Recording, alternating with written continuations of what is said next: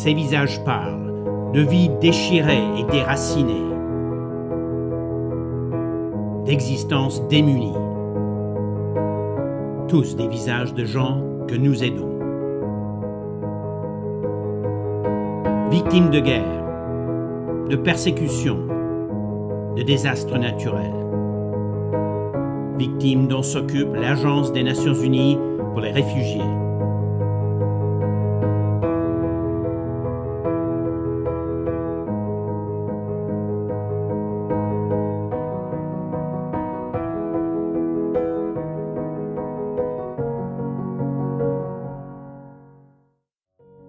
La Deuxième Guerre mondiale, une apocalypse qui a dévasté des nations. Plus d'1 million de réfugiés ont fui leur patrie. Les gouvernements étaient débordés. Il a fallu une nouvelle réponse à la crise.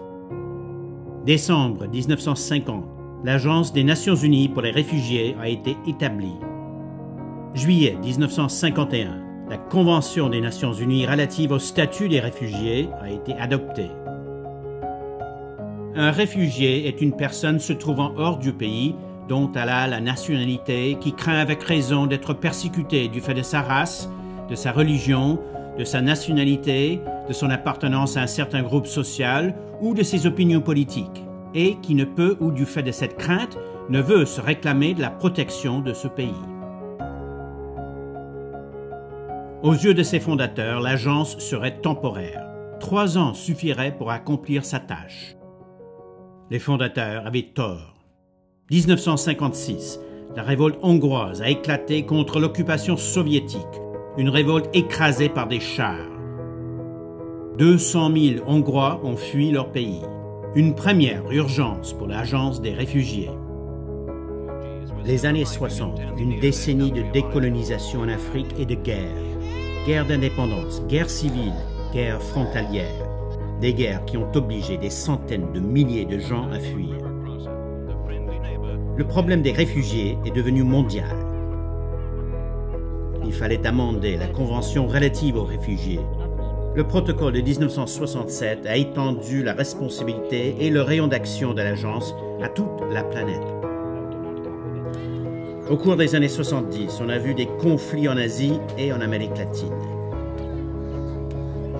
Pendant les 20 dernières années du siècle, le monde a assisté à d'autres guerres. En Afrique, au Moyen-Orient, aux Balkans. Le nombre de ceux qui avaient besoin d'aide a augmenté de façon vertigineuse. Au Liban, en Somalie, au Sri Lanka, en Afghanistan, en Ouganda. En 1951, l'Agence de l'ONU pour les réfugiés a commencé avec 34 employés. À la fin de 2014, ils étaient plus de 9 330 dans 125 pays. Et 146 pays avaient signé la Convention relative aux réfugiés. Un travail ardu, mais reconnu, avec 2 prix Nobel en 1954 et en 1981. À la fin du XXe siècle, dans un monde de guerres civiles, de conflits ethniques et de désastres naturels, il y avait de nouvelles victimes qui avaient fui leur foyer, mais pas leur pays. Des victimes qui formaient une nouvelle catégorie identifiée dans les principes fondamentaux, les déplacés internes.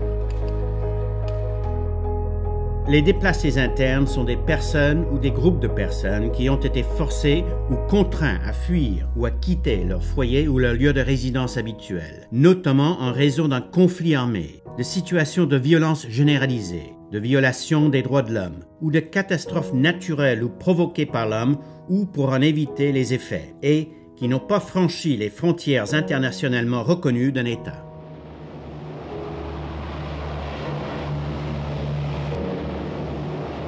Les conflits prenaient de nouvelles formes et l'Agence des réfugiés s'est adaptée en conséquence. Dans les Balkans, l'Agence a commencé à travailler dans les zones mêmes de conflit, ce qu'elle avait évité de faire jusqu'à là. Ce travail dangereux mais nécessaire continue aujourd'hui dans de nouvelles zones de conflit. Un nouveau siècle voit le nombre de réfugiés et de déplacés internes grimper à un sommet jamais atteint depuis la Deuxième Guerre mondiale, presque 60 millions. En Somalie, en Afghanistan, des guerres longues et atroces, des conflits meurtriers en République centrafricaine, au Nigeria, au Soudan du Sud, au Yémen, en Libye. La Syrie, un pays fracturé. 4 millions de réfugiés ont fui vers d'autres pays. Plus de 7 millions sont des déplacés internes. En mer, des milliers de vies perdues. Syriens, Somaliens, Éthiopiens, Érythréens. Des gens cherchant désespérément une existence plus sûre. Les défis croissent de manière alarmante. L'Agence des réfugiés, forte de son expérience de plus de 60 ans, fera face à chaque défi, en s'adaptant, en innovant, en se reposant sur le mandat de protéger, un des plus solides en droit international, des partenariats avec plus de 900 autres agences et l'appui de donateurs, de gouvernements et de citoyens comme vous.